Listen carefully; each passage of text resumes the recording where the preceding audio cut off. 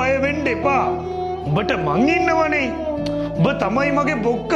එහෙම කියපු යාළුවා මතකද? සමහර මිනිස්සු වේ කොහොඹේ අනික නැද්ද කියලා. ඒ තරම් ෆිට් එකක් ජීවිතේට ලැබෙනවා කියන්නේ කොච්චර වාසනාවන්තද. මොකද අපි වැටෙන තැනදී මචං උඹට මං ඉන්නවා කියන. ඒ වගේම හැම තැනකදීම මම නැති තැන වුණත් මම වෙනුවෙන් ඉන්න මගේම සහෝදරයෙක් වෙච්ච යාළුවෙක් අපි හැමෝටම ඉන්නවා. ඒකනේ සමහර ප්‍රශ්න අම්මට තාත්තට කියන්නත් කලින් මම ඌට කිව්වේ. මොකද මම දැනන් හිටියා මට මොන ප්‍රශ්නයක් ආවත් ඌ ගාව ඒකට විසඳුමක් තිබ්බා කියලා. මතක තියාගනින් මචං. උඹ ඉන්නේ මගේ හදවතේ ගැඹුරුම තැන. අද වෙනතක ඇදිලා පින්වද තනිකම තනියට මගේ පැල තුල රැඳිලා